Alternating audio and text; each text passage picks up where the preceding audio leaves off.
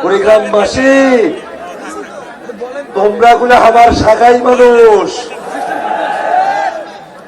আমার 5 বোনের 3 বোনকে আপনাদের কুড়িগ্রামে বিয়া দিছি।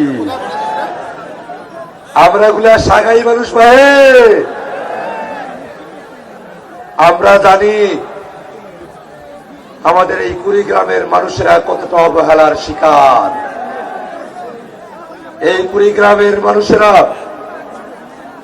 তিস্তা নদী বিধৌত ধরলা ব্রহ্মপুত্রের মাঝার দিয়ে যে কুড়িগ্রামের বিস্তৃতি, সেই কুড়িগ্রাম বাংলাদেশের মধ্যে সব থেকে দারিদ্র্যপীড়িত জেলা।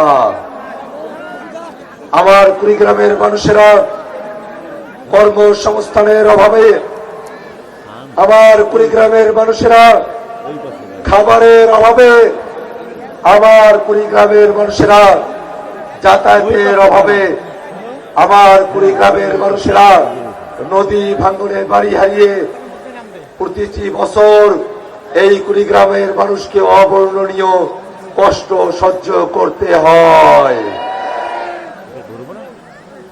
আমার নিজের দুলা ভাই আমার তাই বাড়ি কয়েকবার করে নদীতে ভেঙে গেছে। সকালবেলার আধারে তুই ফকির, সন্ধ্যাবেলা, এই কথাটার অর্থ সব থেকে তারা ভালো বোঝে। নদীর পাড়ে যার বাড়ি ভেঙে গেছে, এই কথাটার অর্থ সব থেকে তারা ভালো বোঝে। এই কারণে ভাইরা, এই কুড়িগ্রামবাসীকে আমাদের যদি উপকার করতে হয়, সবার প্রথম তিস্তা সহ কুড়িগ্রামের সকল নদীর সমস্যার সমাধান করতে হবে। ভাইরা আমার, কুড়িগ্রাম সীমান্তবর্তী জেলা, এই জেলার কাঁটাতারেই আমার বোন ফেলানিকে ঝুলিয়ে রাখা হয়েছিল। আমাদের ভাইদেরকে এই কুড়িগ্রামের সীমান্তে ভারতীয় বাহিনী বিভিন্ন সময় গুলি করে হত্যা করেছিল। ভাইরা আমার, আমরা একটা ন্যায্যতার বাংলাদেশ চাই।